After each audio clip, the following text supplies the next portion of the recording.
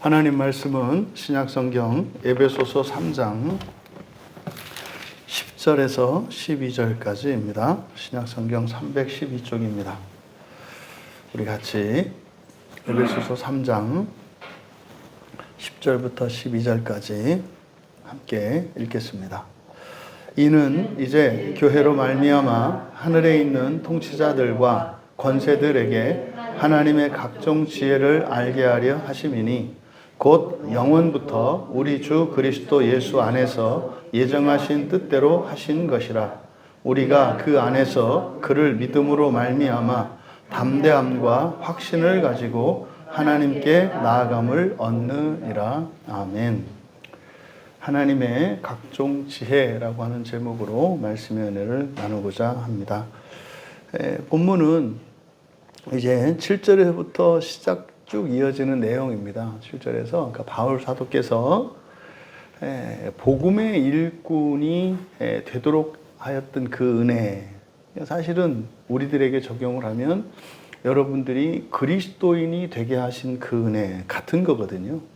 그러니까 바울이 사도의 직분을 감당하는 것이나 예수를 믿지 않았던 사람들이 예수님을 믿고 세례를 받고 그리스도인이 되어서 그리스도의 제자가 되기로 결심하는 똑같은 은혜입니다. 그러니까 제가 목사로 부르심 받은 것이나 여러분들이 또 이 광야교회에서 예배를 드리게 되는 것이나 이것은 모든 이들에게 다양한 양상으로 나타납니다만 그 원인은 다 같아요. 그것이 하나님의 은혜입니다. 그 은혜가 바울 사도는 어떤 자격이나 조건이 있는 게 아니다. 그래서 자신을 모든 성도 중에 가장 작은 자라고 했단 말이에요. 이거는 실제로 바울 사도가 모든 성도들 중에 가장 못났다라는 뜻이 아니라 하나님의 은혜의 큼이 이 세상에 있는 그 어떤 사람도 조금도 가장 작은 자리에서 벗어나지 못하게 한다는 뜻입니다. 너무 커서. 그러니까 이건 바울 사도에 대한 겸손의 고백이 아니다 그랬잖아요. 이거는 뭐예요? 하나님의 은혜가 너무 큰데 그거를 어떻게 설명할 수가 없어요. 그래서 할 수 있는 방법이 나는 죄인이다. 나는 가장 작은 자다. 이렇게 이야기하는 거라고 그랬어요. 그러니까 그 의도가 뭐라고요? 작은 공간도 내가 차지하지 아니함으로써 하나님의 크심, 하나님의 은혜로만 꽉 채우려고 하는 의도인 겁니다. 그래서 이거를 바울 사도의 겸손이나 이런 식으로 가지 마라. 전혀 아니다. 여러분, 사도의 겸손, 여러분의 겸손, 그러면 하나님이 나타납니까? 여러분이 나타납니까? 여러분이 나타나잖아요. 사람이 겸손하고 뭐 할 게 없어요. 하나님 앞에서는 그냥 없는 것과 같다 이 말이에요. 바로 이제 그렇게 이야기한 건 뭐라는 겁니까? 어느 누구도 자격이 없어서 또 너무 작아서 은혜를 못 입는 사람은 없다는 뜻이에요. 그럼 누가 은혜를 못 입어요? 큰 사람들이 못 입어요. 있기 때문에 못 입는 거예요. 있기 때문에. 그러니까 우리가 놀라운 것은요, 진짜로 살아갈 소망이 다 끊어지고요, 막막해지면은요, 마음이 고요해지거든요. 왜요? 이거는 그냥 뭐 고민할 거리가 없어요. 아예 이거는 뭐 빠져나갈 방법이 없으니까. 왜 고민할까요? 여전히 내 안에 희망사항이 막 들끓기 때문이에요. 희망사항이 들끓는 걸 뭘까요? 내 안에 어떤 기대가 있는 거예요. 그 기대가 있는 건 뭘까요? 힘이 있기 때문이에요. 근데요, 이게 다 떨어지고 나면 말입니다. 뭐 이러면 이러는 대로, 저러면 저러는 대로, 이게 전적으로 의탁했을 때 일어나는 현상이거든요. 이게 바울 사도께서 이야기하는 가장 작은 자라는 뜻입니다. 그때 그 은혜가 자신에게 주어진 목적에 대해서 지금 8절, 9절, 10절에 걸쳐서 이야기를 하는 겁니다. 그러니까 나에게 이런 은혜가 주어진, 왜 이런 은혜가 주어졌을까? 왜 하나님이 나에게 복음의 일꾼을 삼으셨을까? 여러분, 이게 우리들의 현실적인 고백으로 보면은요, 멀쩡히 편안하게 잘 살 수 있던 사람이 인생이 꼬인 거거든요. 왜냐면 이 바울이라고 하는 사람은 미래가 보장되는 전도양양한 청년이었어요. 대단한 뛰어난 수재였었고요. 이미 장래가 촉망받는 그런 수재였단 말이에요. 근데 그걸 버리고 말입니다.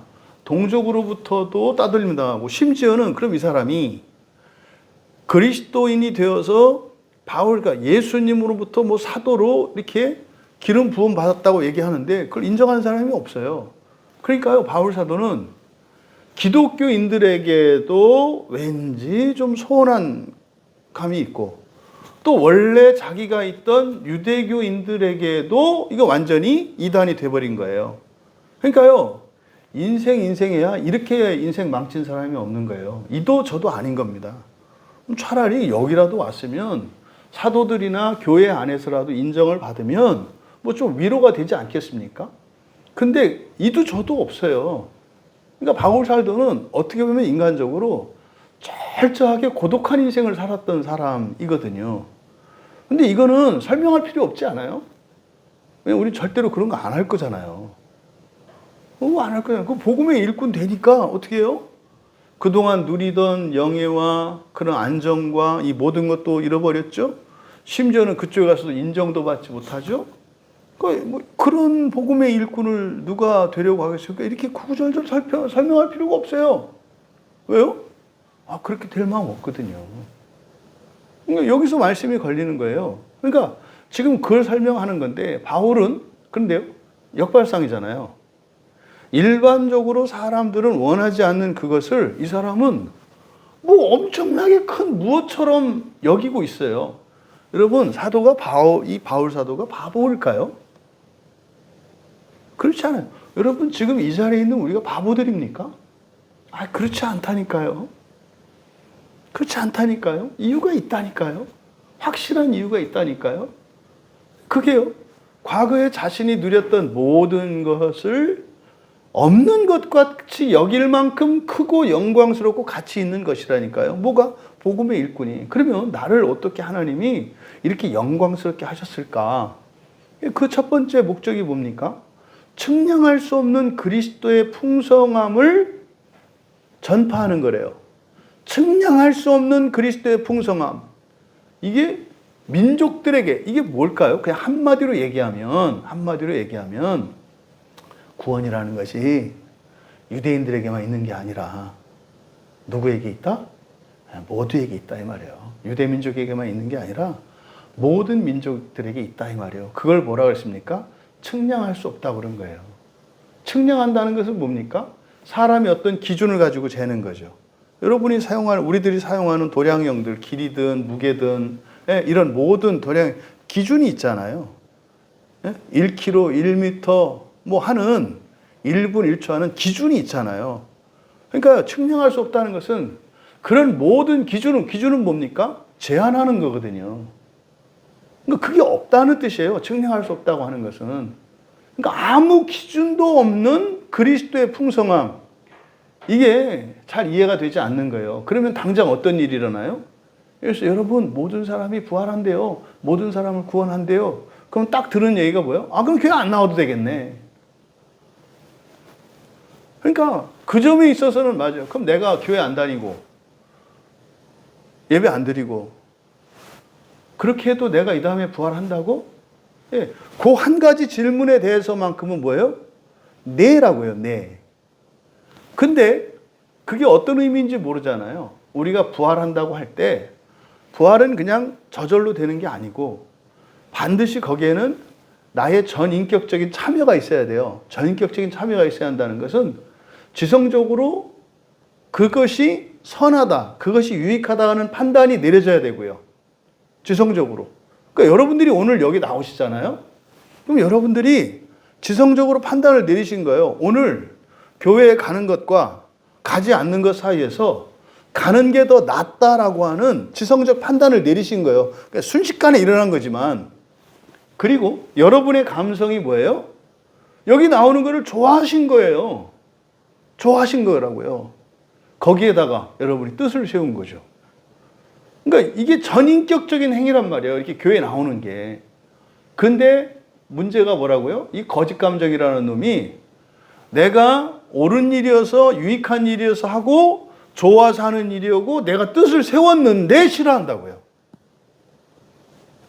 무슨 말인지 아시겠죠? 자기가 좋아서 하고 그건 싫어한다니까요. 그럼 여러분, 좋아서 하는 일인데 싫어. 그럼 이게 좋은 거예요? 나쁜 거예요? 본인에게는 둘 다 느껴진다고요. 그러니까요, 좋으니까 안 할 수 없죠. 또 싫으니까 하기 싫죠. 그러니까 어떤 상태예요? 안 할 수도 없고 하기도 싫고. 이게 영적으로 잡혀있는 상태란 말이에요. 이게. 그러니까 1차적으로 교회에 나오는 모든 사람들은요, 엄청날 정도로 이렇게 믿음을 가지고 전인격적으로 구원을 좋아하고 구원이 유익하다는 것을 알고 뜻을 세운 사람들이에요. 그런데 교회에 나오는 대다수의 사람들이 그것을 막 기뻐하거나 어떤 의미나 보람을 누리지 않아요. 이게 뭐라? 이게 거짓 감정 때문에 그렇다니까요. 말도 안 되는데 이게 지금 수천 년을 이렇게 살아요, 우리들이. 여러분, 하나님의 은혜는 이 그리스도의 풍성함이 뭐겠습니까? 그리스도의 풍성함은, 그리스도는 삼중직을 말하잖아요. 왕, 제사장, 선지자의 역할, 이게 뭡니까? 구원하는 역할이에요. 우리를 보호하는 역할이에요. 이 세상을 사는 동안 우리를 보호해 주고요. 우리에게 필요한 생명의 양식들을 공급해 주고요. 또 우리가 나아갈 바를 가르쳐 주는 선지자적인 하나님의 말씀으로 우리를 인도해 주고요. 또 사는 동안 우리가 자의반 타의반 저지르는 실수와 범죄들에 대해서 죄를 씻겨주고요. 제사장이 하는 일이잖아요. 그러니까 그리스도가 하는 일은 대속과 그리고 우리를 보호하고 필요를 공급해 주는 것과 우리에게 지혜와 나아갈 바를 알게 해주시는 계시적 사명이에요. 그것의 풍성함입니다. 얼마만큼? 측량할 수 없을 만큼. 여러분, 구약의 2000년 이스라엘이 넘지 못한 것이 그거예요. 지금 그걸 넘게 하는 계시, 그게 그리스도의 풍성함이거든요. 구원에 관한 계시. 그게 어떻게 됐다? 그게 중세 로마 교회에서 또다시 재현이 된 거라고요. 그래서 종교개혁이 일어났는데 또다시 뒷바퀴를 돌아가지고 종교개혁이 일어난 지 500년이 됐는데 다시 로마 교회의 흉내를 내요. 그럼 보세요. 구약의 이 멸망의 교훈을 통해서 답습하면 안 되잖아요.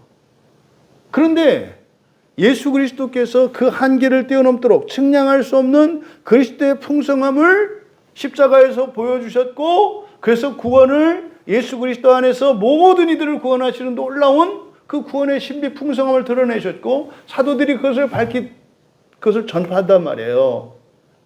그런데 박해 받을 때는 다 그렇게 했어요. 박해 받을 때는. 그래서 막 교회가 박해받고 막 그 잡혀가서 죽고 이럴 때는요, 교회에 누가 들어왔을 때 어떻게 했어요? 그냥 다 긍휼히 여기고 말입니다. 그리고 그들의 실수나 허물이 있어도 나도 그랬다. 여기 있는 사람들 다 그랬던 사람들이다. 조금만 버텨라. 당신이 정말 성령으로 말미암아서 진리를 깨닫고 나면 왜 무엇을 위해서 사는지 당신이 알게 되면, 그리스도인은 그냥 뭐 문화생활하는 사람들이 아니라 정말 세상 사람들이 알지 못하는 전혀 다른 삶의 방식들, 힘, 이런 걸 가지고 살아가는 거다. 알 때가 온다. 걱정하지 마라. 이렇게 하면서 도닥거리면서 같이 갔단 말이죠. 근데요, 사실 여기 온 사람들이 누구였냐면 여기가 제일 나은 사람들이에요. 교회 안이 최고로 좋은 상태다 이 말이에요. 이때는 그리스도께서 우리에게 주셨던 이 복음이 사람들에게 온전히 받아들여졌고 이 땅의 교회들이 그렇게 되어 갔어요. 왜요? 여기밖에 오갈 데가 없거든요.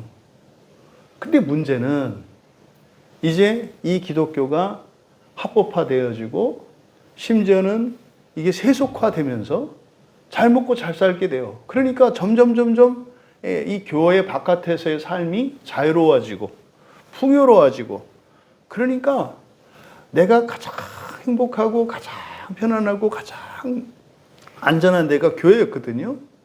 근데 어느 순간부터 서서히 교회가 어떤 곳으로 바뀌어요? 아주 불편한 데가 되고 아주 재미없는 데가 되고 아주 나를 답답하게 되는데 이렇게 되는 거예요. 왜죠? 바깥에 가. 뭐 귀신들이 막 축제를 막 여니까 꽃 뿌리고 막 이렇게 하니까. 그러니까 사람들의 마음이 뜨기 시작하는 거예요. 그러니까요. 이 교회가 더 이상은 교회 안에 있는 이 복음으로는 사람들이 모이지 않으니까. 일단은 교회 안에 모이기 위해서 어떻게 해요? 세상에 있는 걸 갖다가 이리 들어와요. 가지고 들어온다고 이렇게. 가지고 들어와서 우리도 있어. 이런 식으로 교회가 세속화됐지 않습니까? 이게 로마 교회예요. 이게 사실은 이스라엘이에요. 우리가 여기서 지금 나누는 이 말씀은 저는 이 시대에 주는 하나님의 계시라고 저는 믿어요. 저는 너무 선명하게 보이거든요. 그러니까 역사 인식이 이게 정말로 똑같이 그러니까 진짜 이건 반복되고 있구나. 근데 우리는 그렇게 반복되는 순환의 역사가 아니라 하나님 나라를 향해서 나아갈 수 있게 하는 그 하나님의 은혜가 있구나라고 저는 너무 선명히 느껴지거든요. 그러니까 이게 지금 바울 사도께서 말씀하신 게 첫 번째로 측량할 수 없는 그리스도의 풍성함을 민족들에게, 그러니까 이것은 바울 사도가 자신이 가지고 있었던 유대인 선민의식, 이게 깨진 걸 말하는 거예요.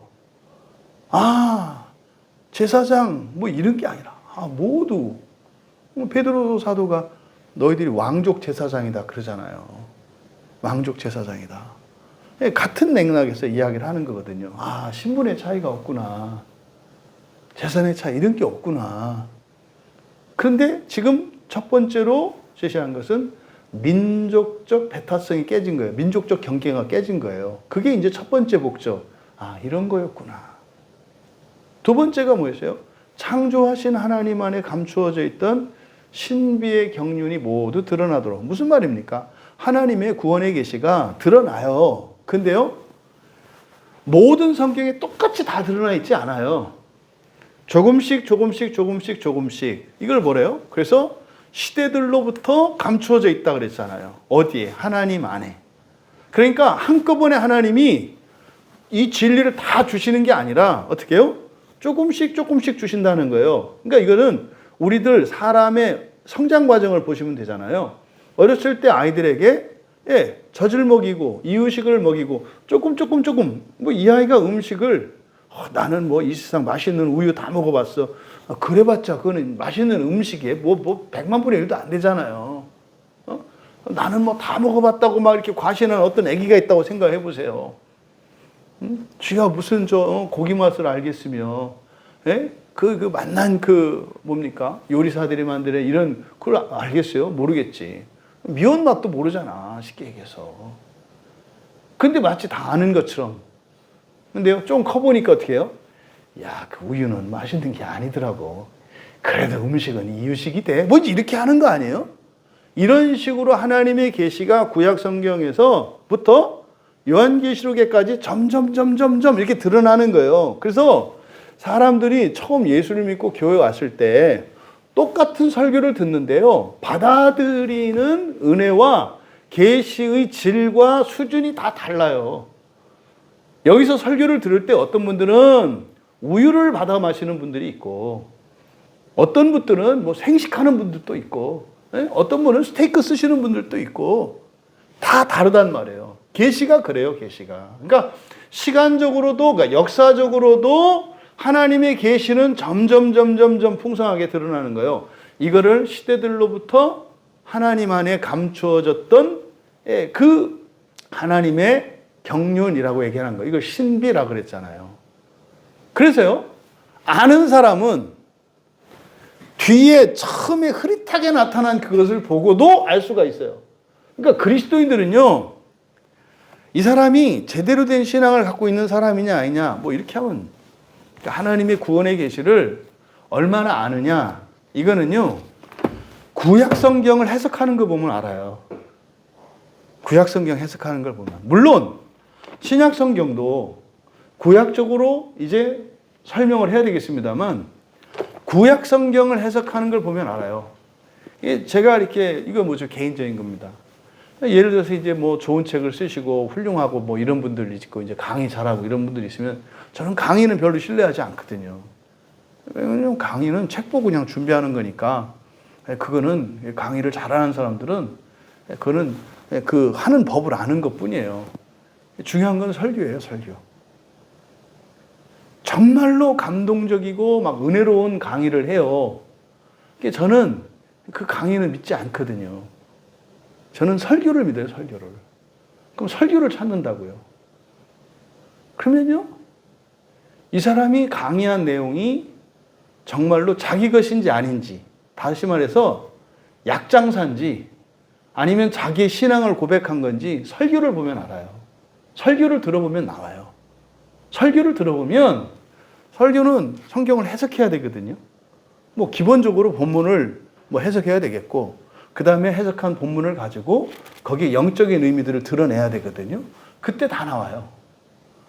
강의를 그렇게 잘하는데 설교를 들어오면은 없어요. 그러니까 어떻게 해요? 설교는 하나도 없고 다 강의만 올라와 있어요. 그러니까 여러분들이 참고하세요. 유튜브 같은 데에서 이런저런 강의 듣고 하시는데 특히 목회자들 같은 경우에 설교가 없이 강의만 올라온 사람들 거는 절대로 신뢰하지 마세요. 왜냐하면 그 사람은 다른 사람들이 써놓은 책들을 공부해서 정리하고 요약해서 발표하는 것 뿐이에요. 그래서요, 명쾌하죠. 정리가 잘 되죠.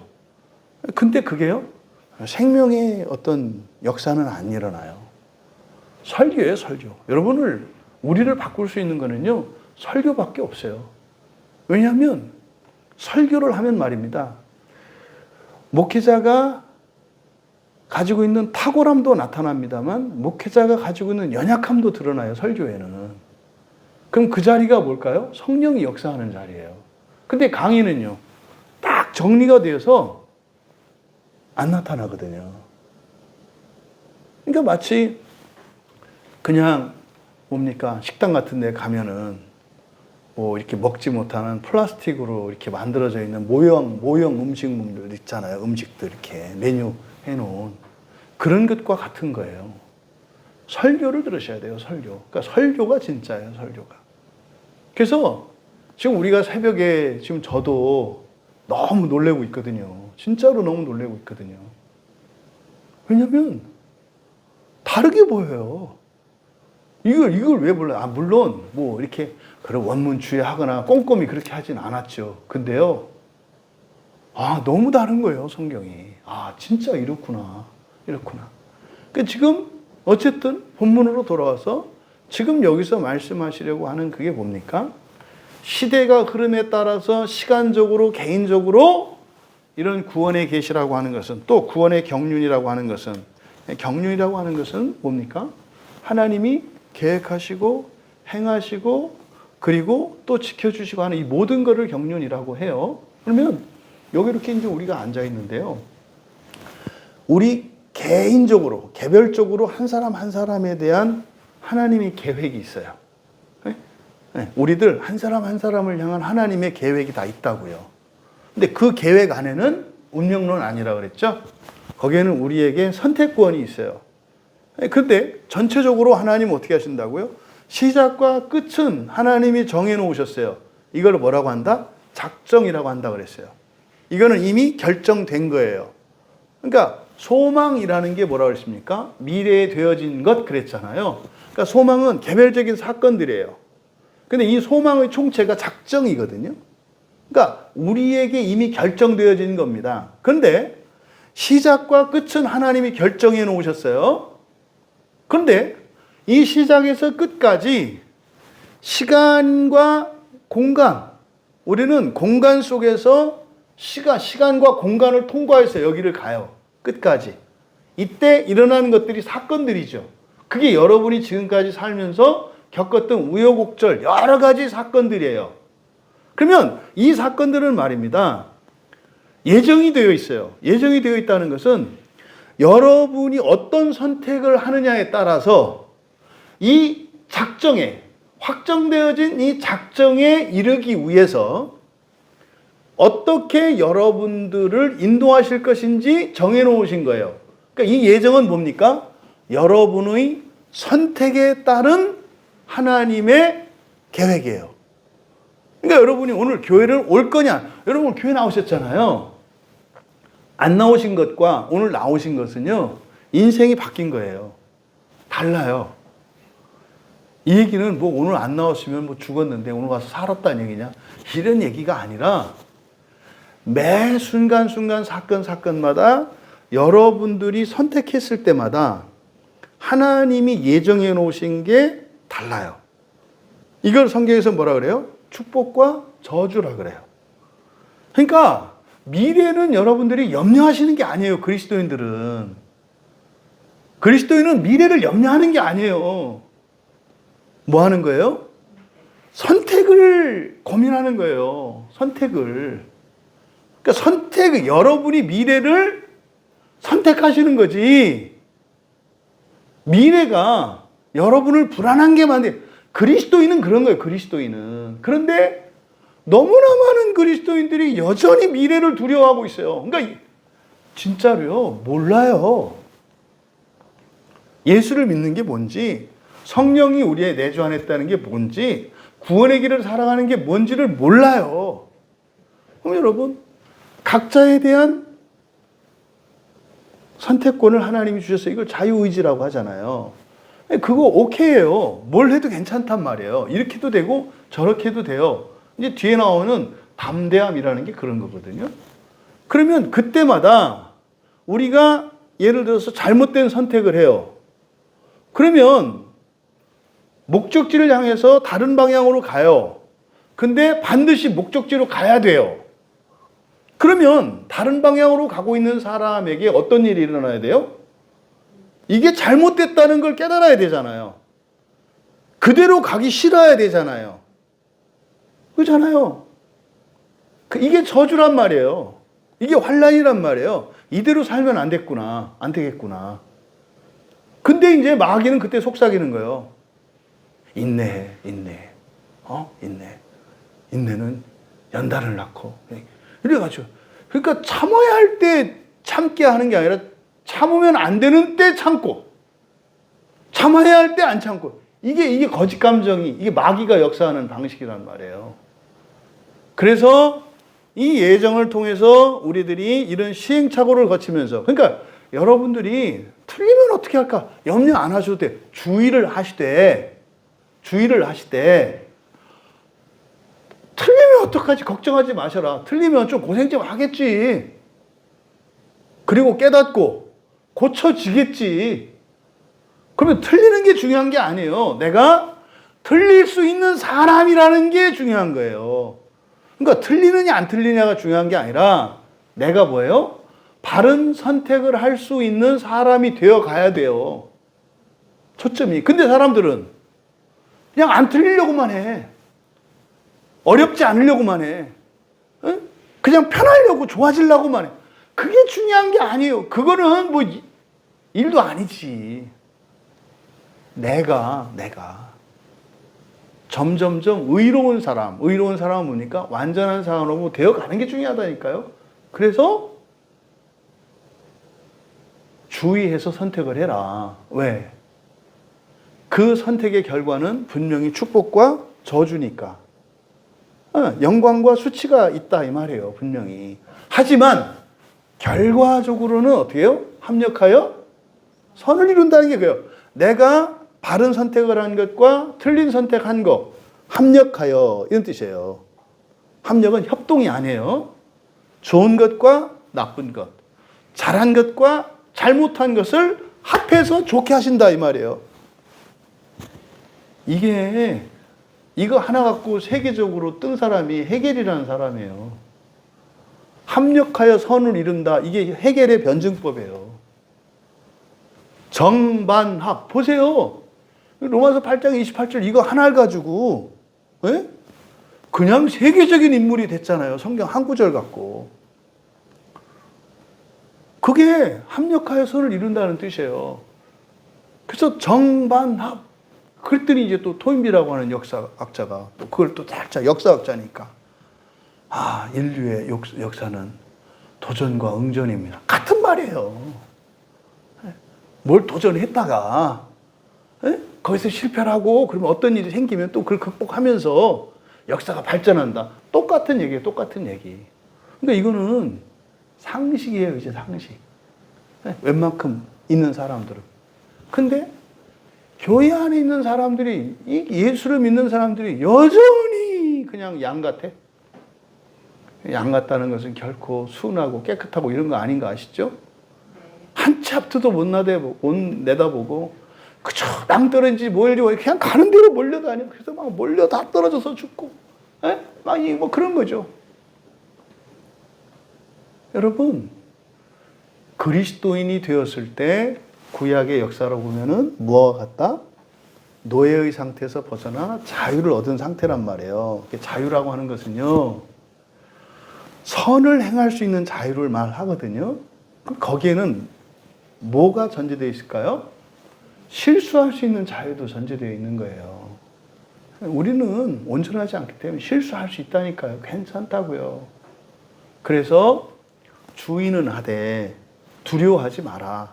대신 중요한 게 뭐냐면 주체적으로 선택하는 거예요. 주체적으로 선택하는 거. 왜? 그래야 그 결과를 통해서 바꾸거든요. 근데 주체적으로 하지 않은 사람들은 뭐예요? 핑계를 댄다고요. 너 때문에 교회를 다녔잖아. 뭐 이런 식으로. 그러니까 그 사람은 똑같은 실수를 계속해서 반복해요. 그러니까요, 못 벗어나죠. 그러니까 염려하지 마셔라.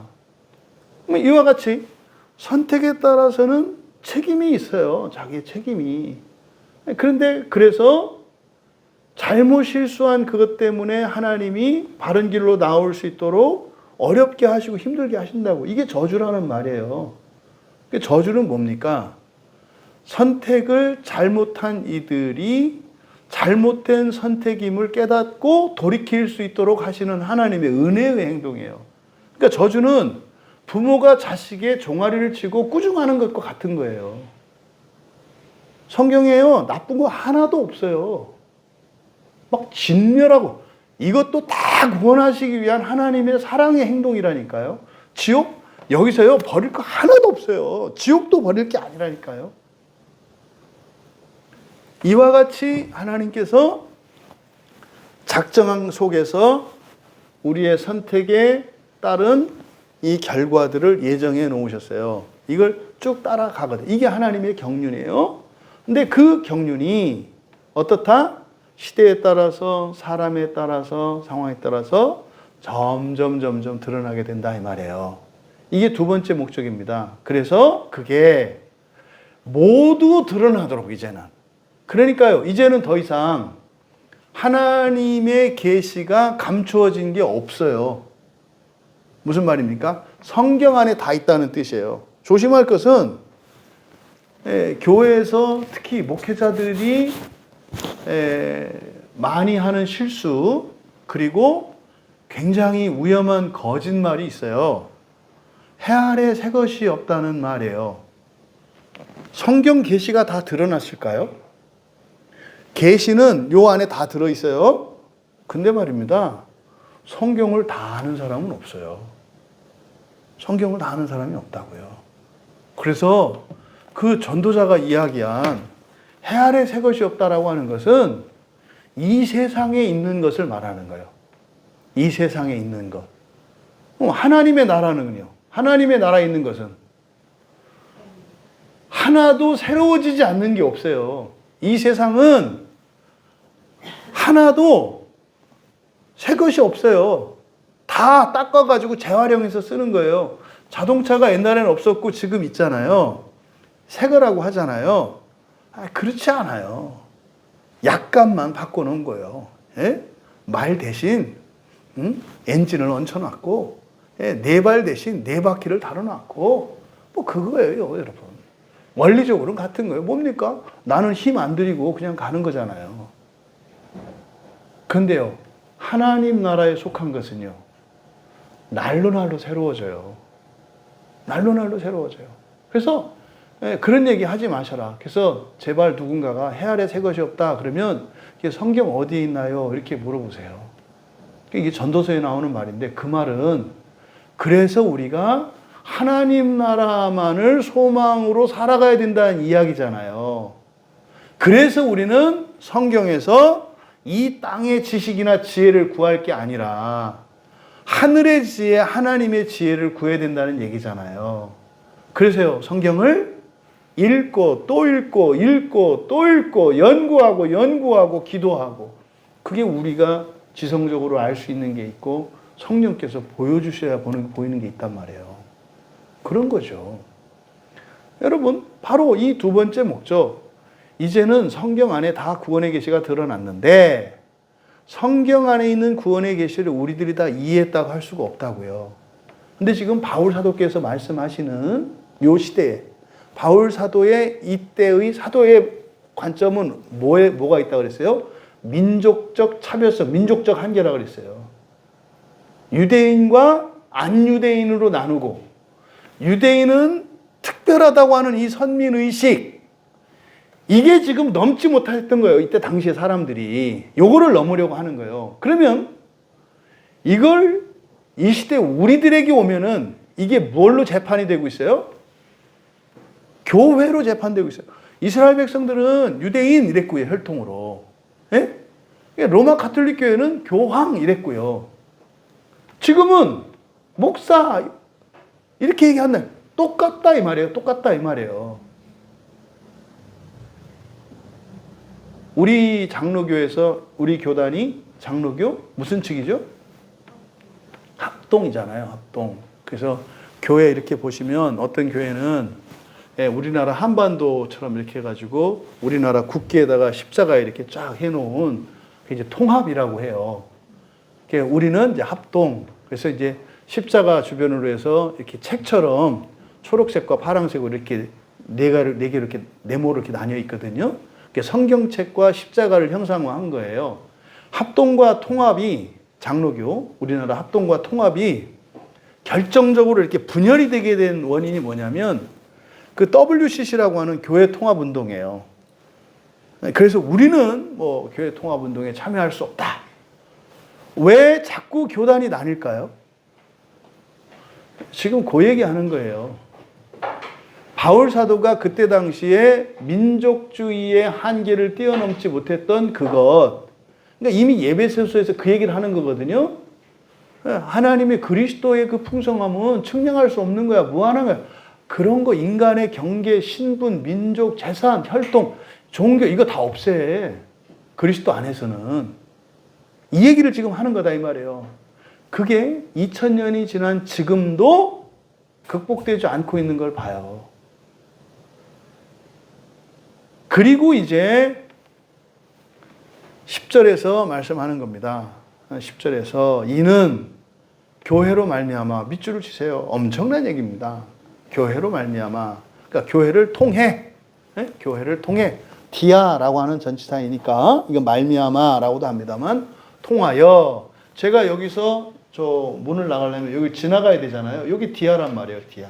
통하여 이런 뜻이에요. 누구를 통하여. 그러잖아요.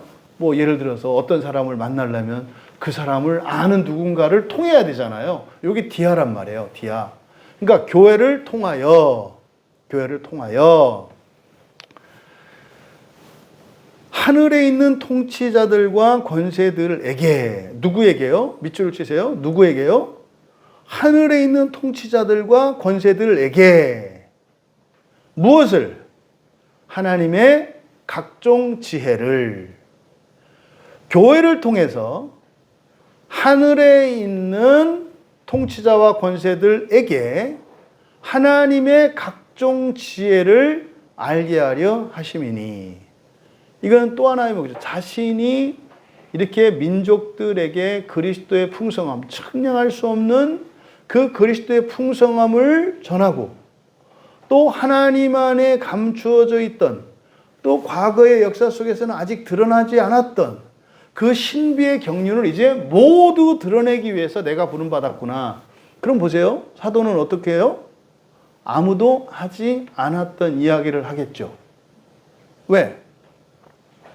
시대에는 감추어졌고 하나님 안에만 있던 것을 얘기하니까 다른 사람들이 아직까지 이야기하지 않았던 것들이잖아요. 또 예전에는 유대인들에게 전했던 하나님의 말씀을 모든 민족들에게 전하는 것, 이것도 안 하던 짓이잖아요. 그래서 바울 사도가 양쪽 모든 사람에게 따돌림을 받았던 거라고요. 근데 그렇게 하는 이유가, 그러니까 바울 사도도 고민이 있는 거예요. 중간중간. 아니 사도가 돼서 난 다 좋자고 하는데, 아니 자기들한테 나쁠 것도 없고 다 내가 들어보면 다 좋을 것 같은데 왜 이렇게 싫어하지? 제가 이걸 생생히 느끼거든요. 답을 모르는 것을 이야기해주면 그래? 좋아할 것 같은데 막 화내고 그래요. 그러면 왜 틀렸냐? 그럼 당신이 생각이 뭐냐? 없대. 아니 그럼 이 문제를 풀어봐라. 못 푼대. 아니 그래서 내가 이렇게 풀었다니까. 근데 막 승질내는 거예요. 왜? 그건 풀면 안 된다. 아니 뭘 풀면 안 돼. 살면서 문제인데, 일상생활에 문제가 있는데 어떻게 살아야 될지 그걸 왜 풀면 안 돼. 그건 하나님의 뜻이다. 그거는 성경적이지 않아요. 실제로. 그러니까 이런 일이 원래 그런 거구나. 원래 그런 거구나. 지금 그런데 10절에서 놀라운 말씀하는 거예요. 바울 사도도 그런 고민이 있었나 봐요. 그러니까 이런 계시를 들었죠. 아니 왜 나는 저기 가도 욕먹고 여기 가도 욕먹고 왜 이럴까? 아니 내가 한번 생각해봐도 저 사람들한테 잘못한 것도 없고 여기다 잘못한 것도 없고 저 사람들한테도 도움이 되고 이 사람들한테도 도움이 돼서 다 좋아할 것 같은데 왜 이렇게 싫어하지? 내가 이 짓을 그냥 해야 되나? 그냥 나 혼자 이렇게 지내면 되지 않나? 뭐 이런 고민이 있었던 것 같아요. 그러니까 기도했겠죠. 하나님 내가 틀린 거 아니에요? 내가 뭐 잘못하는 거 아니에요? 그러지 않고야 사람들이 어떻게 이럴 수 있어요? 뭐 이런 기도를 했겠죠. 그때 성령께서 가르쳐 주신 내용인 거죠. 10절이. 왜 이런 일이 일어나는가? 왜 부당한 것 같고, 왜 열심히 착하고 성실하게 예수님만 믿고 의지하는 사람에게는 힘든 일이 생기고, 일일이만 지 마음대로 살아가는 사람들은 뭐 이렇게 잘 먹고 잘 살고 저렇게 되는 일이 일어나는가? 이런 질문을 한 번쯤은 해볼 수 있지 않나요? 이거 안 해본 사람들은 그냥 하여튼 재밌게 사시는 분들이에요. 진지하게 사신 분들은 이런 고민을 안 할 수가 없어요. 그러니까 바울도 했던 거예요. 그러니까 응답을 받은 거죠. 가르쳐 주신 거죠. 성령께서. 왜 그런데요? 이게 교회를 통해서, 그러니까 뭡니까? 계시의 전달자로서의 이 교회의 사명이 있는데, 교회의 사명은 단지 사람들만을 위한 게 아니구나. 누구를 또 대상으로 한다는 거예요? 천상에 있는 존재들이에요. 이게 지금 하늘에 있는 통치자들과 권세들에게, 여기서 하늘에 있는 이라기보다는 그냥 천상의라고 이렇게 번역하는 게 더 좋을 것 같아요. 천상의 통치자들과 권세들. 이거는 영적 세계를 말하거든요. 천사들을 말하는 거예요. 천사들. 그러니까 교회는 이 교안에 거하고 있는 사람들, 이 세상을 살고 있는 사람들에게 계시를 전하고 그들에게 구원을 받을 수 있도록 도와주는 지상적 사명이 있고, 동시에 교회는 하늘에 있는 천상의 존재들에게도 그 계시가 드러나도록 하는 천상적 사명이 있다는 것을 가르쳐주고 있어요. 그러니까 교회는 사람들만 구원하는 곳이 아니라 누구까지도 구원한다고요? 천사들까지 구원하는 게 교회다 이 말이에요. 바울 사도께서 이렇게 얘기를 하시는 거예요. 그러니까 귀신들이 그렇게 교회를, 진리를 지키려고 하는 교회를 무너뜨리려고 악다기같이 달려드는 거예요. 그러니까 이렇게 딜을 한단 말이에요. 너 성경만 빼라. 성경만 빼. 그러면 얼마든지 그냥 너희들 재밌고 멋지고 폼나게 내가 살게 해줄게.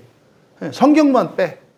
아니, 다 빼지는 말고 그러면 조금만 빼. 그러면 내가 너 원하는 거 다 줄게. 이게 예수님께 했던 마귀의 시험이에요. 똑같이 여러분에게 시험이 있어요. 제가 좀 짓궂지만 여러분한테 자꾸 그런 질문 하잖아요. 주일 한 번 빠질 때마다 1억씩 줘. 그럼 1년만 꾹 참고 주일 예배만 빠지면 52억이 생겨요. 그러니까 여러분 스스로 생각을 해보시라고. 누군가가 찾아와서 전화 딱 오는 거죠. 아, 전화 끊지 마세요. 굉장히 중요한 전화입니다. 교회 다니시죠? 네. 어떻게 하세요? 아, 신천지 아니에요. 아, 신천지 아니에요. 저 은행인데요. 제가 오늘부터 일요일 날만 예배에 빠지실 때마다 제가 1억씩을 통장에 보내드립니다.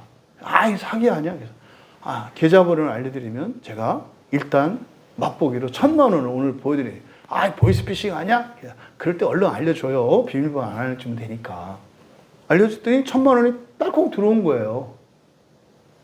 긴가민가 했는데, 그 다음 주에 어쨌든 주일날 한번 빠져봤더니 진짜 1억이 딱 들어왔어요. 이제 시험의 시작이잖아요. 그러면 여러분 장난으로 듣지 마시고 정말로 여러분에게 주일 한 번 빠질 때마다 1억씩을 준다고 누군가가 제안했을 때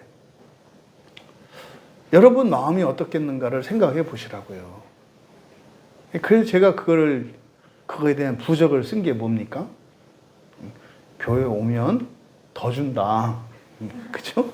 한 번 올 때마다, 주일이 아니라 수요일까지 새벽기도 빠질 때마다 하나님이 올 때마다 주신다기 제 부적을 미리 써놓은 거 아니에요. 근데요, 진지하게 고민을 해보세요. 이렇게 여러분들이 잘 안 움직이면 동그라미 하나 더 쳐보시라고. 지금 우리 그 토요일 날하고 주일 날 오는 스리랑카 형제들이 여기 왜 와요? 한국에. 그렇게 막 무시당하고 말이죠. 고향 떠나서 지금 겨울은 스리랑카 사람들에게 지옥이에요, 지옥. 이런 추위는 없거든요. 그러니까 17도 이하로 내려가는 게 없어요, 기온이 잘. 17도면 우리나라 영하 27도라고 생각하시면 돼요. 근데 우리나라에서 막 영하 이런 거는 상상도 어마어마할 정도로 괴로운 곳이에요. 겨울만 되면은. 공포스러울 정도로 이 한국의 겨울은 그분들에게. 근데도 오잖아요. 왜요? 여기서 한 달 일하면은요, 거기에서 최소한 10달치를 벌어요. 그쪽에서 이렇게, 뭡니까? 이렇게 고학력자의 이런 사람들이 버는 돈에 10배를 벌어요. 아무나 여기 오기만 하면. 그럼 10배를 번다는 게 무슨 뜻인지 아시나요? 1년 일하면 스리랑카에서 몇 년 벌 거를 버는 거예요? 10년이에요. 그럼 여기서 5년만 일하고 가면은요, 스리랑카에서 몇 년치를 벌어요? 50년치를 벌어요. 그럼 한 10년, 자나카 형제도 8년 있다고 그랬어요. 8년이면 스리랑카에서 몇 년치 번 거예요? 80년치. 그러니까 여러분 받는 월급의 80년치를 생각해 보라니까. 어마어마하잖아요. 그래서 온다고요. 우리가 교회 왜 와요? 10배만이 아니에요, 여러분. 1000배, 1000배니까. 항상 그리스도인은 뭐가 있는 사람들이다? 속셈이 있는 사람들이다. 속셈법이 달라, 세상 사람들과. 속셈이 있다니까요. 그런 거예요, 여러분, 그런 거. 근데 이 교회가 하는 일이 이 세상뿐만이 아니라, 이 세상에 있는 사람들뿐만 아니라 누구의 구원을 위한 사명도 가지고 있다는 거예요? 천사들. 천상에 있는 존재들에게 무엇을 알려준다고요? 하나님의 각종 지혜. 이거는 성경에 딱 한 번 쓰인 거거든요. 하나님의 각종 지혜라는 말이. 이게 각종 지혜라고 하는 게 많은이라는 폴리스. 이게 많은이라는 뜻이고요. 또 포이킬로스. 이거는 다양한 색깔의 이런 뜻이에요. 그러니까요, 많고 다양한 이런 뜻이에요. 많고 다양한 지혜. 그러니까 이거를 각종이라고 번역을 한 거거든요. 그럼 여기서 우리말 성경에 각종이라고 한 이 말은 하나님과 천사들 사이를 구분하는 용어예요. 이 각종이라는 말은. 딱 여기 한 번만 쓰인다고요. 그러니까 천사들이 가지고 있는 능력과 지혜들을 능가하는 하나님의 능력과 지혜를 나타내는 말이 여기에 각종이라는 뜻이에요. 그러니까 이거는 뭡니까? 천사들도 모르는 지혜가 있어요. 어디에? 교회에.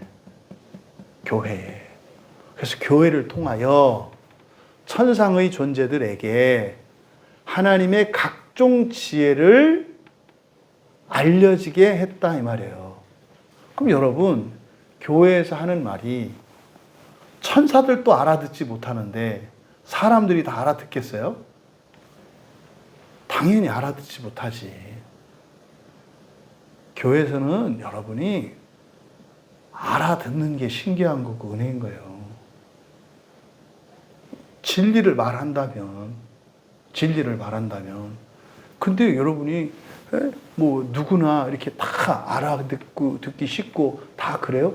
그럴 수가 없어요. 천사들도 파악할 수 없는 것을 전하는 게 교회라니까요. 그게 뭡니까? 성경이잖아요. 성경에 있는 이 계시는요, 천사들도 이해할 수 없는, 받아들일 수 없는 그런 내용들이에요. 근데 사람들이 어떻게 해요? 내가 이해할 수 없다고, 내가 믿어지지 않는다고 그거를 거부해. 그러니까 교회가 그냥 지상적 존재인 줄 안다 이 말이에요. 그러니까 지금 바울 사도가 뭐라고 하는 겁니까? 천상적 사명도 있는 데야, 교회라고 하는 데가. 그래서 이상한 일들이 일어나. 그래서 넌센스와 같은 일들이 일어나는 거야. 왜? 지상만을 위한 존재가 아니라 천상도 위하는 존재인데 지상에 있기 때문에. 우리나라는 지금 남한과 북한으로 나뉘어 있잖아요. 적대적이잖아요. 예? 적대적이잖아요. 근데 마치 뭐 적절할지 모르겠습니다만 어떤 한 단체가 있어. 예를 들어서 우리나라에 어떤 단체가 있는데 적대적인데 남한도 위하고 북한도 위한다는 뜻이에요. 남한도 위하고 북한도 위한다는 뜻이에요. 이게. 그럼 보세요. 남한도 위하고 북한도 위하는 어떤 단체가 있다고 칩시다. 보기에 따라서 이거는 다 북한에서 봐도 이적단체고 여기서 봐도 이적단체죠. 왜? 북한을 위하니까 이적단체잖아요. 또 저쪽에서 보면 남한을 위하니까 또 이적단체잖아요. 근데 반대적인 측면에서 보면 어떻게 돼요? 우리의 친구죠. 북한도 북한을 위하니까 친구고 남한도 남한을 위하니까 친구죠. 이게 친구일까요? 적일까요? 교회가 그런 데다라는 뜻이에요. 때로는 교회가 나에게 힘들고 오히려 나와 반대되는 것 같은 그런 생각과 느낌을 줄 때가 있어요. 교회라는 데가. 근데 마냥 그렇게만 하지는 않아. 또 때로는 또 내 편이 되어주기도 해. 여러분들이 지금까지 교회 생활 해오신 거를 되돌아보시면 그럴 거예요. 교회에서 유익을 얻기도 합니다만 교회에서 어려움을 겪기도 하잖아요. 원래 그런 거다 이 말이에요. 왜 이런 일이 일어나고요? 교회는 지상적 사명과 천상적 사명을 다 가지고 있는 것이기 때문에. 그럼 보세요. 구원이라는 것은 단지 이 세상에 있는 사람들만 어떻게 하는 것이 아니라 성경에서 말하는 구원은 어디까지도 온전케 하시는 거예요? 천상까지도. 그 사명을 어디가 가지고 있다고요? 교회가 가지고 있다고요. 교회가. 그래서 이제 에베소서 끝에 뒤에 가면 6장 12절에서 유명한 구절이잖아요. 우리들이 싸워야 될 것은 혈과 육이 아니다. 지상을 말하잖아요. 그게 아니야. 뭐예요? 공중권세 잡은 하늘에 있는 그 천상 존재들, 그 통치자들, 권세들. 근데 걔네들이 어느 정도 해? 이 세상에서 이 세상을 주관해. 또 하늘에 있는 악한 영들이 있어. 이렇게 얘기를 한단 말이에요. 그러니까 여러분들이 신앙생활을 하는 목적이 1차적으로 여러분 자신이에요. 1차적으로. 그런데 2차적으로는 뭐예요? 여러분이 아닌 다른 모든 사람들을 위해요. 여러분들이 교회 다니시는 그 의미와 가치와 목적이 그렇다 이 말이에요. 근데 그뿐만 아니라 무엇까지 위한다고요? 천상의 존재들까지. 천상의. 그래서 하늘에 있는 해와 달과 별들도 하나님의 아들들이 나타나기를 고대한다고 얘기한다니까요. 그 여러분이에요, 여러분. 오늘 여러분들이 교회에 올 때 하늘의 천사들과 하늘의 별들이 다 어떻게 했어요? 다 박수치고 감사합니다. 이렇게 했겠죠. 감사합니다. 그리스도인이 이렇게 멋있는 거예요. 교회 나가고 이게요. 이런 거예요, 이런 거. 그리스도인이 지금 요 얘기를 지금 하신 거다 이 말이에요. 그런데 이런 게 결국 요약하자면은요, 뭡니까? 이게 부활의 계시고요. 사람이 신이 되는 부활 계시예요, 부활 계시. 핵심적으로. 그 부활 계시. 그럼 이게 부활이 어느 누구만이 아니라 어떻다? 모두 작정되어 있다 그랬잖아요. 그런데 왜 이걸 자꾸 전해요? 사람들이 모르니까. 그래서 어떻게 해요? 아까 우리의 선택에 따른 하나님의 결정해 놓으신 예정이 있다 그랬잖아요. 자꾸 멸망의 길로 가. 그러니까 멸망의 길을 가지 않도록 교회가 지상적 사명을 감당하는 거예요. 멸망하지 않는 길로 가라. 축복의 길로 가라. 이걸 가르쳐 주는 거죠. 근데 사람들이 볼 때는 이게 축복의 길 같고 이게 저주의 길 같단 말이에요. 그러니까 자기 생각과 판단이 옳지 않아요. 뭐만 옳아요? 성경만 옳아요. 근데 이게 그뿐입니까? 여러분 개인에 대한 계획이 있습니다만은 여러분 개인에 대한 계획이 여러분 가정에 대한 계획 때문에 지체될 때가 있어요. 여러분 가족 구원을 위해서 여러분이 좀 힘들고 지체되고 지연될 때가 있다고요. 마치 하나님이 하늘 부자를 버리고 이 세상에 오신 것처럼 여러분에게도 그런 일이 있어요. 그러면 이게 가족적으로 뿐만이 아니에요. 교회도 마찬가지예요. 교회적으로도 다른 우리 교회 어느 지체 때문에 여러분이 힘들 수 있고 여러분이 더 잘 살 수 있고 여러분의 일들이 금방 해결될 수도 있지만 조금 늦춰질 수도 있다고요. 이게 고난의 결단이라니까요. 그렇게 할 수 있겠니? 이렇게 물어본다고요. 그렇게 할 수 있겠니? 그러니까 오죽하면 예수님이 베드로야 너 나 사랑하니? 너 나 사랑하니? 왜 자꾸 물어볼까요? 그것 때문에 쉽지 않거든요. 사랑은 뭐라 그랬어요? 고통을, 고난을 겪어주는 거예요. 이게 고난의 결단이라니까요. 이게 사랑이라니까요. 사랑은 잘해주고 폼나 이게 아니에요. 답답하고 그래서 참아주고 기다려주고 끝까지 함께 가기 위해서 이게 사랑이라니까요. 이런 일들이 일어나는 겁니다. 제가 목사의 양심으로 지금 우리 교회에서 이렇게 선포되고 있는 설교 안에 담겨있는 부활에 대한 계시와 이런 고난의 결단과 이거는 제가 신앙의 양심상 부끄럽지 않아요. 부끄럽지 않아요. 그리고 그게 맞아요. 그게 그리스도인이지. 그게 세상 사람들과 다른 거지. 그렇게 했을 때 우리가 피해를 보느냐? 그런 거 없다. 하나님이 반드시 회복시켜 주신다. 그 떡시험 극복해라. 이어서 11절에 곧 영원부터 우리 주 그리스도 예수 안에서 예정하신 뜻대로 하신 것이라. 여기서 이제 그것은 이게 뭡니까? 그 지혜죠. 각종 지혜. 하나님의 지혜. 그 각종 지혜에 대한 설명이에요. 11절은 그것은 그러니까 하나님의 각종 지혜는 설명하는 겁니다. 영원부터 우리 주 예수 그리스도 안에서 이거는 이미 영원이라는 말이 성경에 나오면 무조건 이거는 그 의미를 여러분들이 잘 생각하셔야 된다 해서요. 성경에 있는 영원은 영원이 아니다. 영원은 영원이 아니다. 특정 기간을 나타내는 말이다. 이렇게 여러분들 항상 이해하고 계시면 돼요. 그럼 여기를 직역하면 좀 이해하기 쉽도록 직역을 하면 이렇게 됩니다. 그것은 시대들의 작정을 따른 것이며 여기서 지금 예정이라고 번역이 되어 있는데 예정은 잘못된 번역이에요. 이건 작정이에요, 작정. 시대들의 작정을 따른 것이며 그러니까 작정은 또 그 작정은 주 예수 그리스도 안에서 만드신 것이다. 예정과 작정의 차이점은 뭐라 그랬죠? 작정에는 우리가 개입하지 않아요. 우리의 선택과 상관이 없어요. 그건 이미 확정된 거예요. 예정은 우리들의 선택에 따른 확정된 거예요. 그러니까 둘 다 확정됐다는 의미는 같은데 작정은 바꿀 수가 없어요. 그러니까 이거는 그래서 이걸 어떻게 해요? 예수 그리스도 안에서 만드신 것이다. 이거는 우리가 개입할 수가 없어. 이 작정은. 그런데 예정은 뭐라 그랬어요? 결과에 대한 선택이기 때문에 얼마든지 선택은 여러분들이 바꾸실 수 있다 그랬잖아요. 여러분 개인사를 한번 되돌아보세요. 그냥 가정사, 여러분 가정사를 되돌아보세요.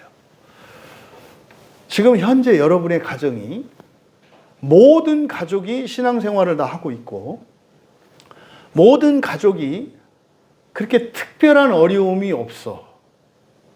특별한 어려움이 있어. 특별한 어려움이 있다는 것은 가정에서 이혼을 한다든지 가족들이 병으로 죽는다든지 아니면 형제간에 싸움이 나고 분열하고 한다든지 또 망한다든지 이런 걸 말하는 거예요. 그러니까 그런 특별한 불행이 없다는 것은 어떻게 보면 그냥 나서 잘하는데 뭐 시험 보면 합격하고 때 되면 진급하고 때 되면 취직하고 때 되면 결혼하고 때 되면 자녀 낳고 때 되면 집 사고 때 되면 이게 평범한 거거든요. 근데 이게 어려운 거 아시죠? 이걸 기준으로 했을 때 여러분 가족 모두가 이렇게 평안하고 정상적이라면 이거는 사실은 하나님 은혜 안에 있는 거거든요. 근데 대다수 이렇지 않아요. 우리나라에 있는 가정들, 이런 가정들이 대다수 그렇지 않아요. 다 우환이 있어요. 다 말 못한 아픔이 있고 다 있어요. 다. 그런데 말입니다. 이게 해결이 돼요. 이런 일이 왜 일어난다고요? 아까 말씀드렸죠? 무엇 때문에 이런 불행한 일들이 일어난다고요? 우리의 선택 때문이에요. 물론 그 선택은 우리 아버지, 어머니의 선택도 있고 할아버지, 할머니의 선택도 있지. 왜 계속된 선택 속에서 우리 대를 이어서 사니까. 모든 불행의 원인은 1차적인 원인은 잘못된 선택이에요. 잘못된 선택. 그럼 여러분 이 선택만 바뀌면 어떻게 되는지 아세요? 그게 없어져요. 제가 이거를 여러분들이 정말로 이렇게 가정적으로 경험되기를 바라는 거예요. 고질적인 인생의 문제들, 가정의 이런 문제들과 이게 없어져요. 진짜로. 없어진다고. 한 번 없어지면 영원히 없어지냐? 그건 아니지. 여러분이 뭐 한 번 선택하면 영원히 선택하는 게 아니잖아. 언제든지 뭐 이렇게 아주 극적이고 드라마틱한 삶을 살기로 작정하면 또 그 선택하면 되지. 근데 여러분이 잘못된 선택만 하지 않는다면 위험도 지나가고 복으로 바뀌는 일들이 일어나요. 전 사실 현실적으로 우리 광야교회에 속해 있는 교인들이 1차적으로 이게 되기를 바라요. 이게. 근데 말입니다. 이 일은 바른 선택을 해야 된다 그랬잖아요. 그럼 이렇게 바른 선택만 할 수 있으면 과거에 여러분의 조상들이 했던 잘못된 선택으로 인해서 여러분들이 아주 큰 부채를 안고 있을 수도 있어요. 근데 여러분이 바른 선택을 하면 하나님의 은혜는 넘치는 거라고 그랬잖아요. 측량할 수 없다고 그랬잖아요. 그러니까 대대로 조상 대대로 해서 막 그냥 우리 인생이 어렵고 힘들고 이렇게 됐어.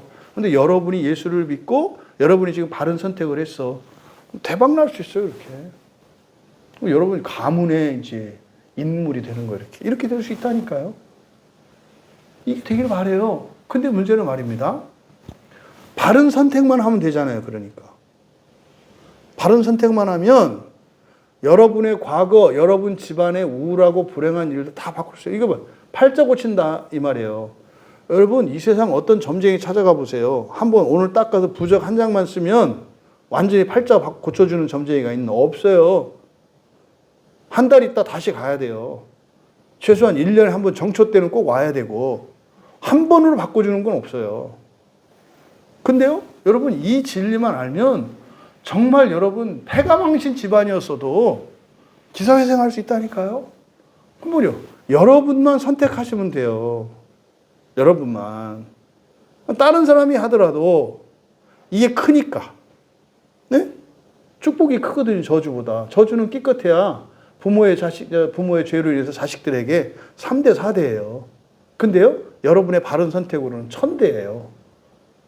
그러니까 다른 가족들이 좀 잘못하더라도 가족 가운데서 한 사람만 바른 선택을 하고 믿음으로 그 길을 가면은요, 바뀔 수 있다니까요. 근데 이 선택은 어떻게 될까요? 이 선택의 끝은 하나님 나라예요. 이게 부활의 소망이에요. 그거밖에 없어요. 그러니까 그 부활의 소망과 하나님 나라의 소망을 목표로 삼고 한 사람만 가잖아요. 그러면 가족들의 불신앙이나 잘못 선택 이것도 바뀐다니까요. 이거 우리나라 무당들이 이 설교 들으면 다 와요, 다 와. 응?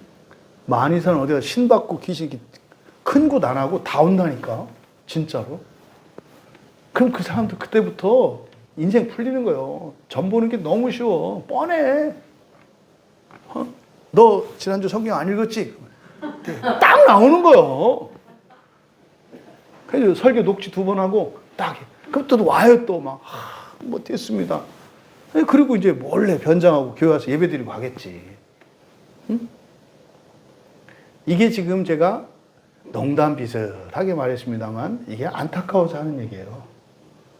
현실적으로 여러분의 필요를 위해서도 그 부활의 소망을 위해서 살아가셔라. 근데 이게 안 돼. 그러니까 어떻게 해요? 계속 잘못된 선택을 한다 이 말이에요. 그러니까 여러분들이 바른 선택을 하기 위해서 성경 매일 읽으셔야 되고요. 설교 계속해서 들으셔야 되고요. 자꾸 은혜 받은 거 얘기하셔야 되고요. 고질적인 문제, 뭐 안에서 고장난 거 고쳐야 되잖아요. 마음 기경하셔야 돼요. 이거 안 하면 여러분은 바른 선택을 했다고 했는데 아이쿠 하고 잘못 쓴 거야. 답을 알아서 1번이라고 썼는데 나중에 채점할 때 보니까 틀렸어. 왜? 내가 2번으로 쓴 거예요, 답을. 아닌데 나 1번 썼는데 소용없어. 자기가 마킹을 했는데 뭐. 인생은 연습이 없는 거 아시죠? 인생은 연습이 없어요, 여러분. 여러분이 하는 그 순간, 선택하는 순간 그거는 여러분들이 바꾸지 않는 한 그 결과는 바뀌지 않아요. 연습이 없다니까요. 그러니까 예수 안에서 그 작정은 예수님이 하는 거예요. 우리는 못 건드리는 거예요. 뭐가? 각종 지혜, 그 하나님의 지혜라고 하는 것은. 하나님의 지혜란 거. 이거는 뭐예요? 왜 이 얘기를 할까요? 걱정하지 마셔라. 응?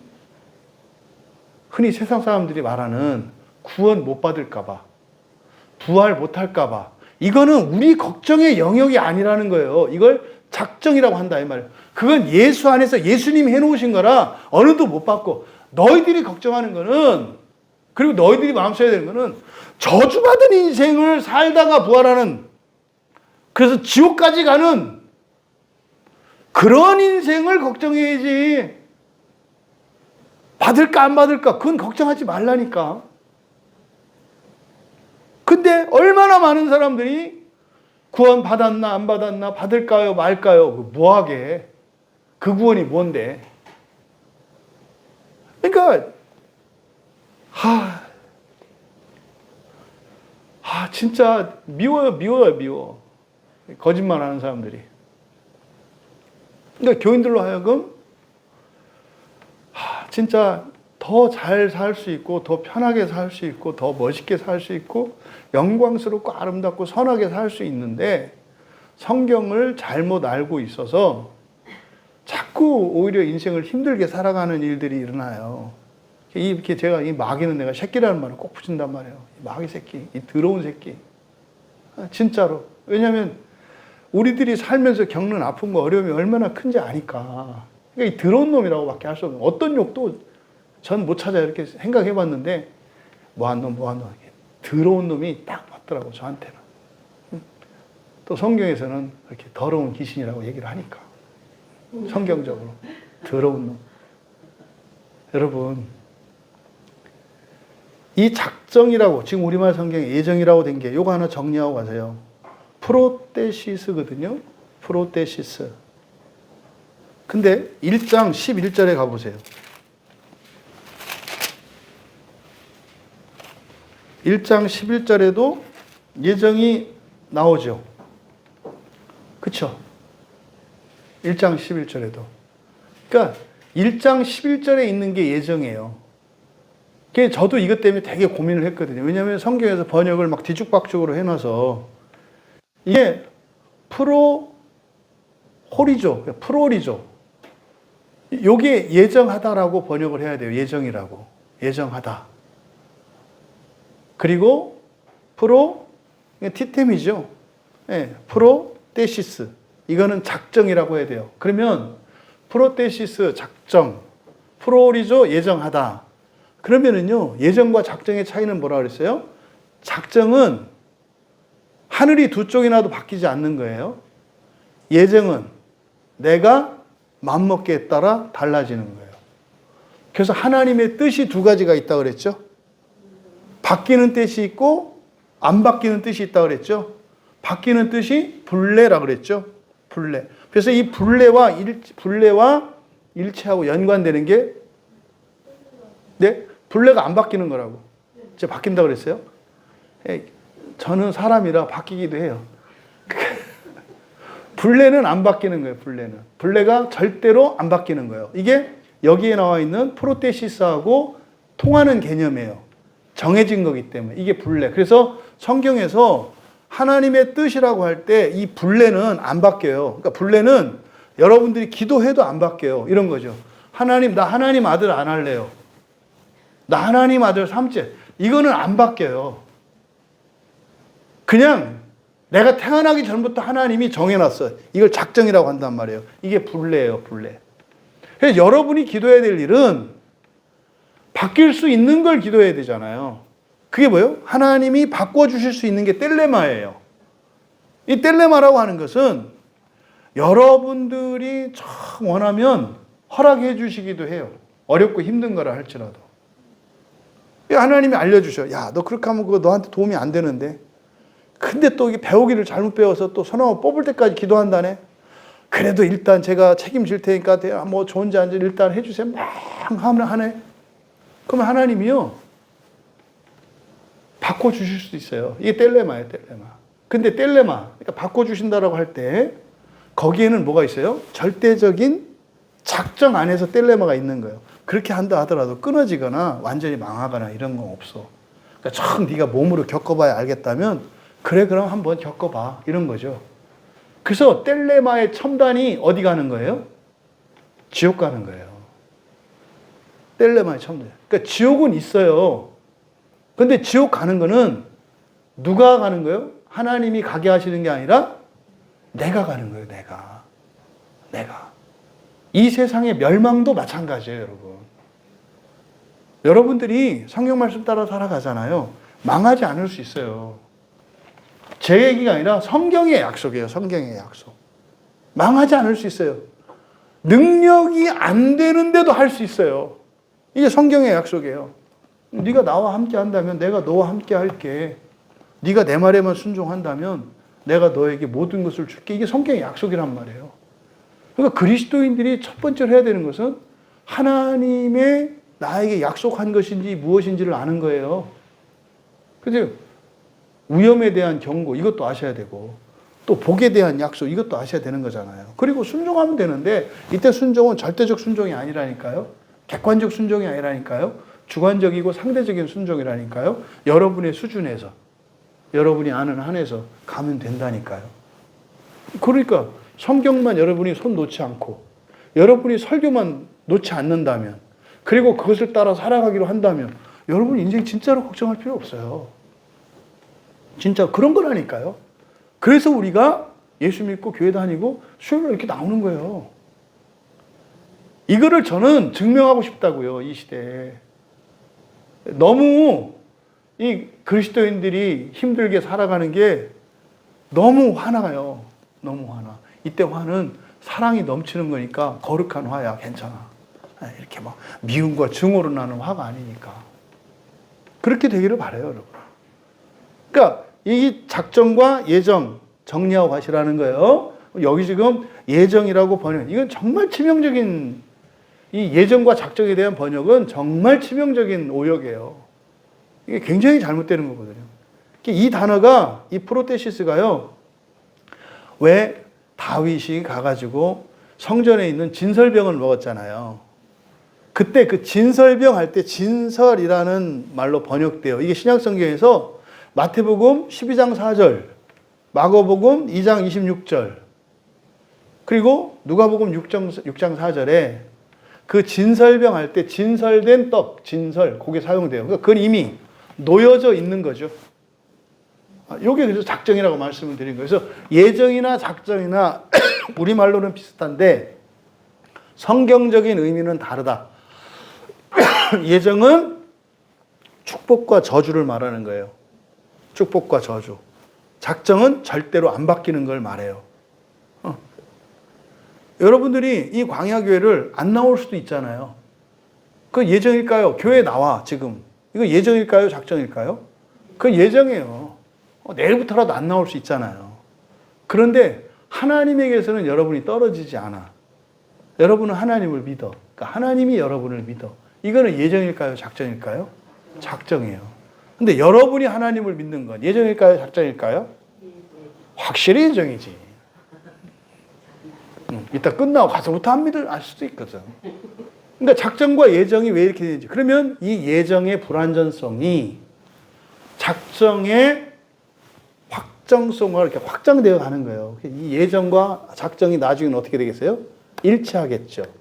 그럼 예정이 작정과 일치하기 전까지는 우리의 시행착오와 범죄와 회복과 회개와 구원과 이런 일들이 있겠죠. 그 예정 속에서 하나님과 우리 사이에 뭐가 싹터요? 사랑이 싹트는 거예요. 물론 애증의 관계지. 때로는 미워하고 섭섭해하기도 하겠지. 네? 지가 저질러 놓고 그런 거를 하나님한테 원망할 때 이제 막 미워하고 이러겠지. 나중에 깨닫고 머리 긁고 올 때 그냥 어깨 툭 쳐주고 됐어. 이럴 때 또 사랑을 또 느끼지. 그래서 이 예정의 불안정성이 있어요. 뭐에 대한? 우리의 선택에 따라서 달라지는. 근데 그게 작정이 될 때 요 사이에 사실은 하나님과 사랑이 싹터. 우리도 마찬가지예요.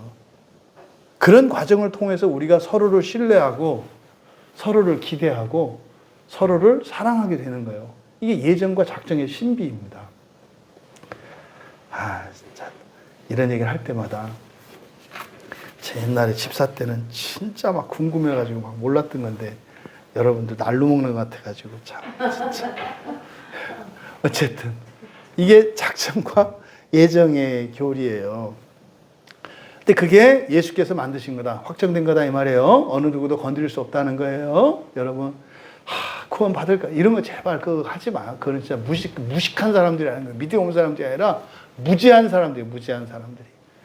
그리고 이제 12절에 우리가 그 안에서 그를 믿음으로 또 이제 그를 믿음으로 밑줄 치세요. 그를 믿음으로가 아니에요.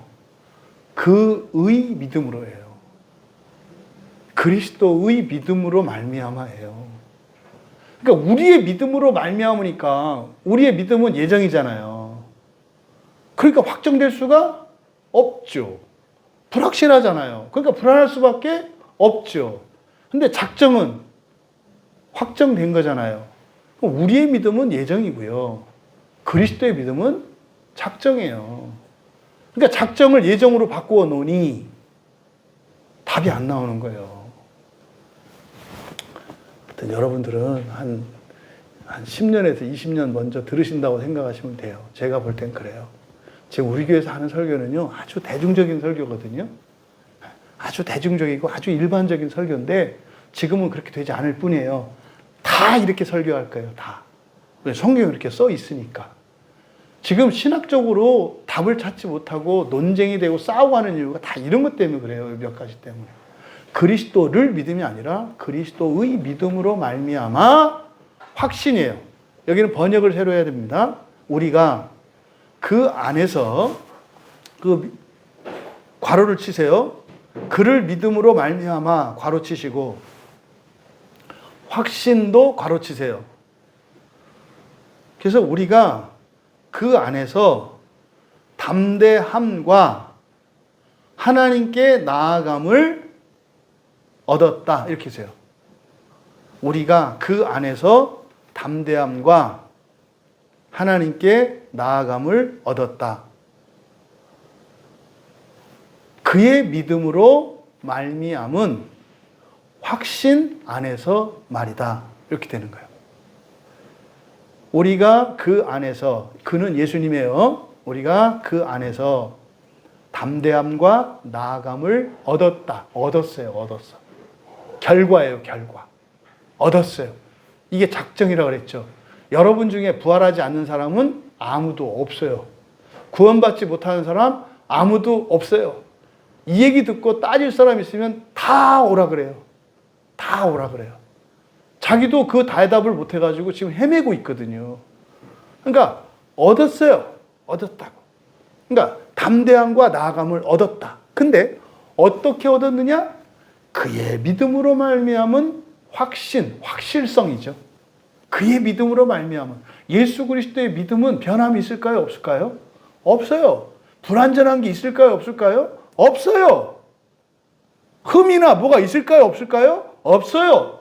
그 얘기 뭐냐면 여러분을 믿으시는 예수님의 믿음이 확실하다는 것은 여러분이 생각하는 여러분과 예수님이 생각하는 여러분이 너무 다르다고요.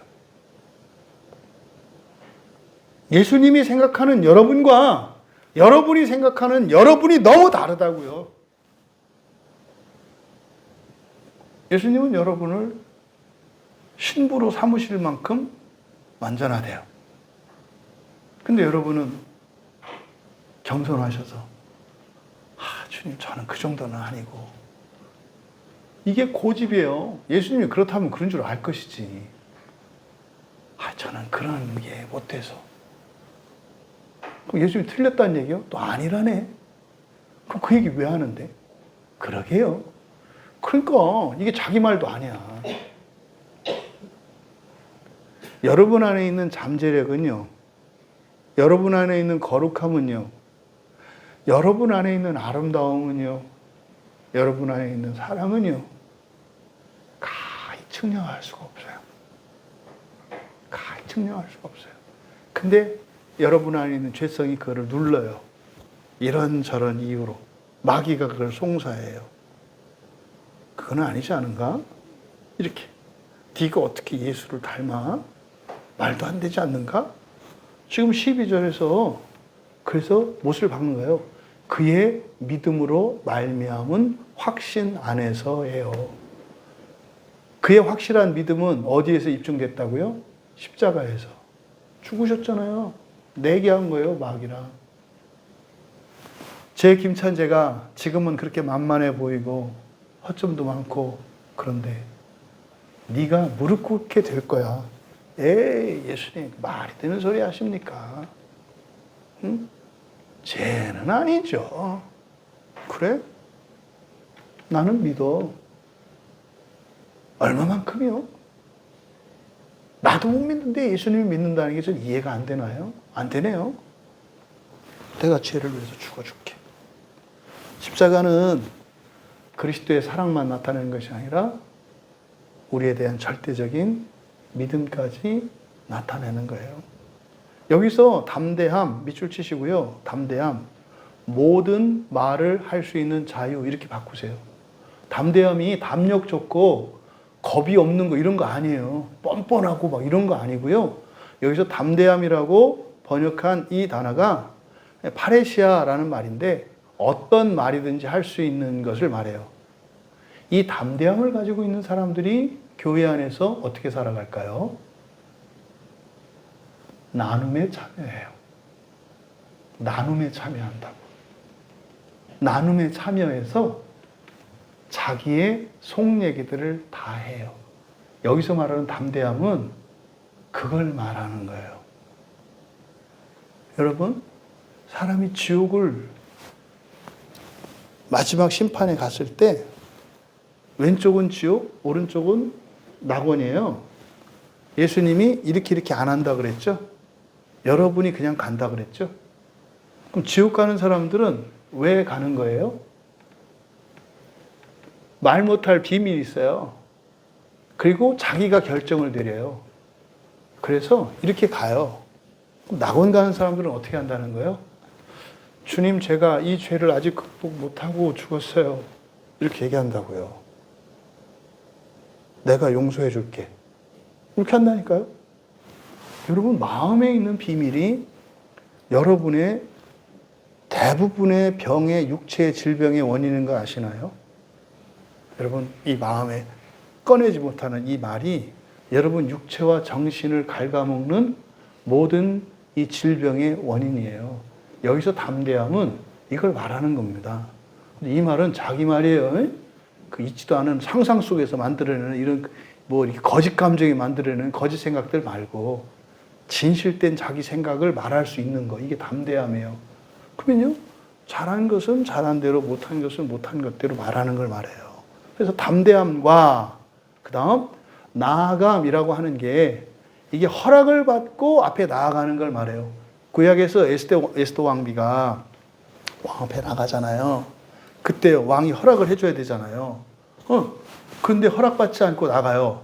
이거는 죽으려고 환장을 한 거거든요. 근데 여기서 말하는 이 나아감이라고 하는 것은 허락을 받고 가는 걸 말해요. 시간 약속을 잡고 나아가는 거. 이게 그래서 로마서 5장 2절에서 하나님의 은혜에 들어감이라고 번역되어 있어요. 들어감. 이 나아감이라고 번역한 이 우리말 성경은 하나님께 나아감 이렇게 되어 있잖아요. 이게 프로스 아고 가다 이끌다 이런 뜻이거든요. 하나님을 향하여 가는 거예요. 하나님을 향하여 가는 거. 그러니까 이건 허락받고 간다고요. 그러니까요. 근데요, 담대함과 나아감을 얻었다 그랬잖아요. 나아가는데 이 사람이 완전해요, 불완전해요? 불완전해요. 근데 이 사람의 완전은 누구에 의해서 완전하게 된다는 거예요? 그리스도 때문에. 그럼 이 사람은 어떻게 돼요? 담대함을 갖고 간대요. 뭡니까? 죄가 있는 상태인데도 주님의 사랑을 믿고 은혜를 믿고 나가서 정직하게 고백한다는 거예요.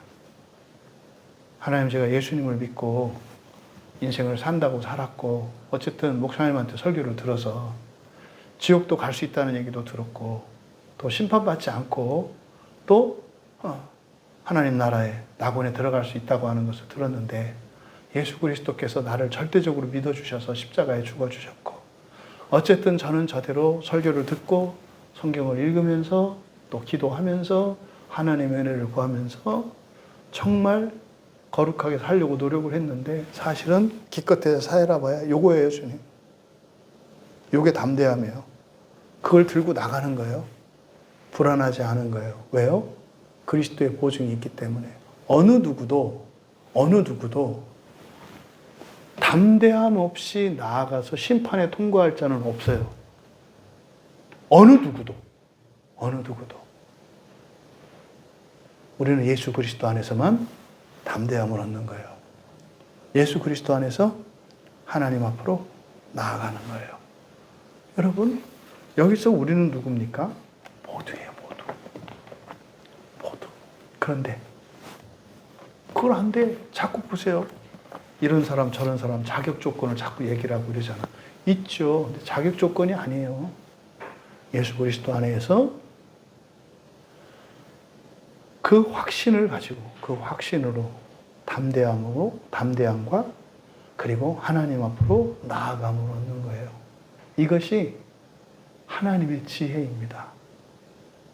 강한 자를, 잘한 자를 구원하시기만 하는 것이 아니라 약한 자도 죄 있는 자도 구원하시는 것이 천사들이 감히 넘볼 수 없는 하나님의 지혜라는 거예요. 여러분들은 하나님의 각종 지혜를 듣고 배우고 깨우치고 살아갈 수 있는 영광스러운 교회 안에 있음을 감사하십시오. 그리고 그것이 여러분의 종말의 삶뿐만 아니라 현재의 삶 속에서도 여러분의 능력이 되고 여러분의 복이 되기를 바랍니다. 여러분 지금까지 어떻게 살아오셨든지 상관없어요. 그 얘기는 지나온 과거가 의미 없다, 가치 없다 그런 거 아니에요. 열심히 잘 사신 분들 이미 그거로 인해서 하나님의 은혜와 복과 예비되어 있을 겁니다. 하지만 몰라서 또 힘이 없어서 그렇게 못 살았다 그래서 여러분들이 후회하고 낙심할 거 없다. 왜? 오늘 과거와 미래를 바꿀 수 있으니까. 그 하나님의 각종의 지혜. 정말 바울 사도가 그토록 전하려고 했지만 2000년 됐는데 안 전해졌어요. 2000년 됐는데 안 전해졌어요. 다 나누고 계속 나누잖아요. 서방교회, 종방교회로 나누고 또 로마 캐톨릭 구교와 신교로 나누고 신교에서 또 장로교, 감리교, 침례교 또 나누고 또 성결교 나누고 구세군 나누고 지금 바울 사도의 가르침과 정반대로 가고 있잖아요. 하나님의 각종 지혜를 깨달으시고 그렇게 새로운 인생을 살아가시기를 주님의 이름으로 축복합니다. 말씀을 생각하며 잠시 기도합니다. 기도할 때 하나님 2000년 전에 예수님이 이 땅에 오셨고 또 사도들에게 분명히 가르쳐 주셨던 이 세상의 모든 것을 교회 안에서 통일시키려고 하시는 그 심지어 하늘과 땅조차도 하늘에 있는 천사들조차도 교회를 통하여 통합시키고자 하시는 하나님의 그 놀라운 지혜를 깨달아 알게 하여 주시고 나의 능력과 힘이 아니라 정말 예수 그리스도 안에서 그 확신 안에서 살아갈 수 있도록 나뿐만 아니라 이 땅의 모든 교회와 모든 사람들이 모든 종교인들이 그렇게 될 수 있도록 은혜를 내려주십시오. 우리 같이 기도합니다. 하나님 아버지의 성경을 통해서 하나님의 각종 지혜를 알게 하시니 참으로 감사합니다. 또한 이 교회가 이 지상뿐만 아니라 천상적인 사명도 또한 가지고 있는 것임을 또한 가르쳐 주셨으니 저희들의 인생이 비록 이 땅을 살고 있지만 저 천상까지도 구원하시고 통일시켜 연합하시려고 하시는 하나님의 거룩하신 뜻을 쫓아 살아가는 성도들 되게 하여 주시고 하나님의 뜻을 쫓아 살아갈 때 이 세상의 부와 명예와 영광과 존귀와 권세와 장수까지도 허락하시는 하나님이신 것을 전인격적으로 알게 하여 주셔서 주를 알지 못하고 이 세상을 살아가는 사람들과 구별되는 거룩한 인생을 살게 하옵소서. 감사하며 예수님의 이름으로 기도하옵나이다.